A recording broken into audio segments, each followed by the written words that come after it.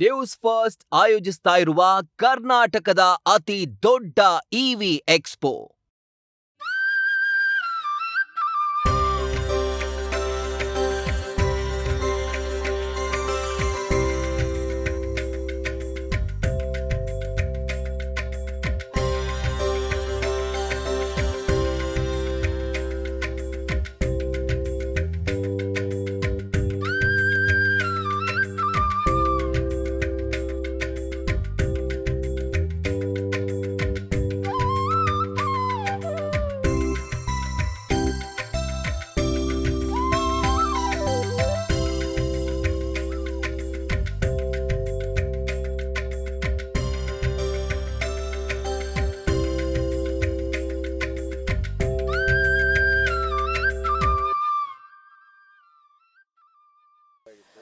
Sir, ಇದು ಕಲ್ಯಾಣಿಯ ಚಾಲುಕ್ಯರ ಕಾಲದಲ್ಲಿರುವಂತ ಒಂದು ವಾಸ್ತುಶಿಲ್ಪಕಲೆ.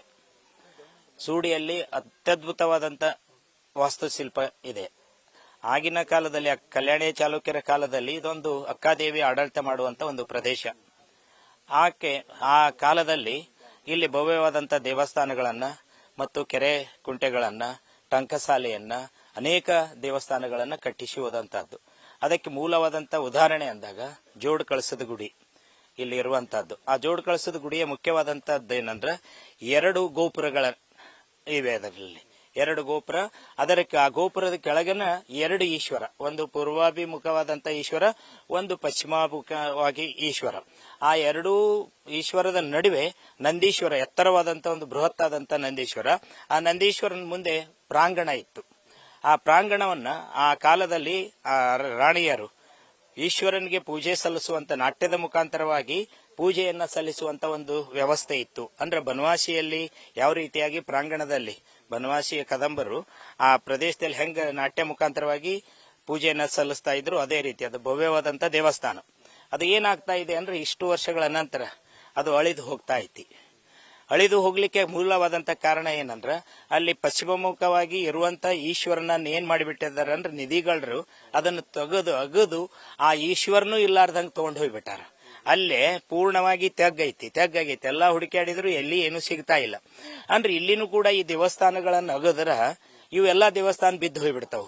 ಮುಂದಿನ ಪೀಳಿಗೆಗೆ ನಾವು ಶಿಲ್ಪಕಲೆಯನ್ನು ಬಿಟ್ಟು ಹೋದಂಗ ಆಗಂಗಿಲ್ಲ. ಯಾವ ರೀತಿಯಾಗಿ ಈಗ ಅಲ್ಲೇ ಲಕ್ಕುಂಡಿ ಮಾದರಿನೋ, ಐಹೊಳೆ ಮಾದರಿನೋ ಅಥವಾ ಎಲ್ಲಿ ಮಾಡ್ತಾ ಇದೀವಲ್ಲ ಶಿಲ್ಪಕಲೆಗಳನ್ನ ಉಳಿಸುವಂತ ಕಾರ್ಯವನ್ನ, ನಮ್ಮ ಈ ಸೂಡಿಯಲ್ಲಿನೂ ಕೂಡ ಶಿಲ್ಪಕಲೆಯನ್ನ ಉಳಿಸುವಂತ ಕಾರ್ಯ ಸರ್ಕಾರ ಮಾಡಬೇಕಾಗೈತಿ. ಯಾಕಂದ್ರೆ ಇದು ಒಂದು ಹಳ್ಳಿ ಗ್ರಾಮೀಣ ಪ್ರದೇಶ ಅಂತ ಹೇಳಿ ಇದನ್ನ ಏನ್ ಮಾಡಿಬಿಟ್ಟಾರಂದ್ರೆ ದೂರ ಇಟ್ಬಿಟ್ರ. ಇಲ್ಲೇ ಮತ್ತೊಂದು ಭವ್ಯವಾದಂತಹದ್ದು ಯಾವ್ದಂದ್ರ ಟಂಕಸಾಲೆ. ಕಲ್ಯಾಣಿಯ ಚಾಲುಕ್ಯರ ಕಾಲದೊಳಗ ಬಂಗಾರದ ನಾಣ್ಯಗಳನ್ನ ತಯಾರು ಮಾಡುವಂತ ಒಂದು ಟಂಕಸಾಲೆ ಇಲ್ಲಿ ಇತ್ತು ಅಂತ. ಆ ಟಂಕಸಾಲೆ ಈಗ ಪೂರ್ಣವಾಗಿ ಏನಾಗಿದೆ ಅಂದ್ರೆ ಹಾಳಾಗಿ ಹೋಗ್ಬಿಟ್ಟೈತಿ. ಪೂರ್ಣವಾಗಿ ಹಾಳಾಗಿ ಹೋಗೈತಿ. ಅವಾಗ ಇಲ್ಲೇ ಈ ಒಂದು ಟಂಕಸಾಲೆಗೆ ಇರುವಂತ ಪ್ರದೇಶದಲ್ಲಿ ಅಕ್ಕಸಾಲಿಗರು ಮಾತ್ರ ಇರುವಂತದ್ದು. ಈಗಲೂ ಕೂಡ ಅಕ್ಕಸಾಲಿಗರು ಇದಾರ. ಭವ್ಯವಾದಂತ ಕೋಟೆ, ಇಲ್ಲಿ ಯಾರು ಟಂಕಸಾಲೆಗೆ ಬರಬಾರ್ದು ಅನ್ನುವಂತದಕ್ಕ ಭವ್ಯವಾದಂತ ಕೋಟೆ ಇತ್ತು. ಆ ಕೋಟೆನೂ ಹಾಳಾಗೈತಿ. ಈಗ ಒಂದು ಹುಡೇದ ಗಡ್ಡಿ ಅಂತ ಕರಿತೀವಿ, ಅದು ಒಂದು ಮಾತ್ರ ಉಳ್ಕೊಂಡೈತಿ. ಏನ್ರಿ?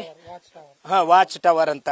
ಯಾರಾದ್ರೂ ಈ ಪ್ರದೇಶಕ್ಕ ಕಳ್ಳರು ಕಾಕರು ಬಂದ್ರಂದ್ರೆ ನೋಡುವುದಕ್ಕಾಗಿ ಅಂದ್ರೆ ಇಲ್ಲಿ ಭದ್ರವಾದಂತ ಕೋಟೆ ಇತ್ತು.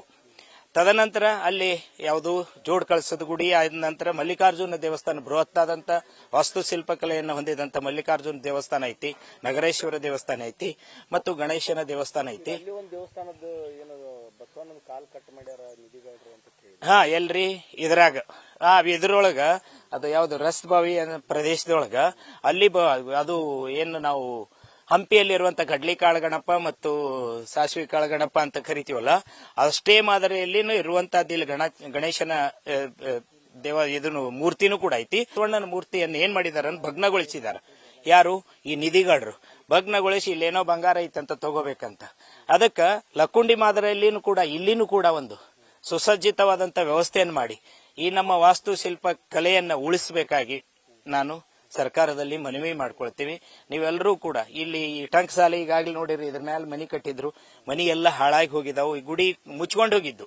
ಈಗ ಏನಾಗ್ತಾ ಐತಿ, ಇದನ್ನ ಅವನ್ನೆಲ್ಲಾನು ಬಳಸಿ ಅವೆಲ್ಲ ಬಿದ್ದು ಹೋಗಾಕೈತಿ ಬಿಟ್ಟವು. ಅದನ್ನ ಜಾಗೃತಗೊಳಿಸ್ಬೇಕಂದ್ರೆ ಯಾರು ಇಲ್ಲಿ ಅವರು ಇದ್ರ ಮೇಲೆ ಮನಿ ಕಟ್ಟಿದ್ರು, ಅವ್ರು ಏನು ಹೇಳಿಗೆ ಇಲ್ಲ. ಗ್ರಾಮೀಣ ಪ್ರದೇಶದಲ್ಲೂ ಒಂದು ನಂಬಿಕೆ ಇರುತ್ತೆ, ದೇವಸ್ಥಾನಗಳ ಮೇಲೆ ಮನಿ ಕಟ್ಟಿದ್ವನ್ನ ಎಲ್ಲ ಹಾಳಾಗಿ ಹೋಗ್ತೀವಂತ. ಅದು ನಿಜವಾಗಿಯೂ ಏನದು ಸರಿಯಾದಂತಹದ್ದು. ಗೋಪುರದ ನೆರಳು ಎದ್ರ ಮೇಲೆ ಮನಿ ಬೀಳಬಾರ್ದು ಅನ್ನುವಂಥದ್ದು. ಅದಕ್ಕೆ ಅವರೆಲ್ಲ ಸಾಕಾಗಿ ಮನಿ ಬಿಟ್ಟು ಎಲ್ಲಿ ಹೋಗ್ಯಾರ, ಬೇರೆ ಕಡೆ ಹೋಗ್ಬಿಟ್ರ. ಈಗ ಅದು ಹಾಳಾಗಿ ಬಿದ್ದೈತಿ. ಅದರೊಳಗೆ ಗವಿನೂ ಕೂಡ ಐತಿ. ಎಲ್ಲಿಂದ?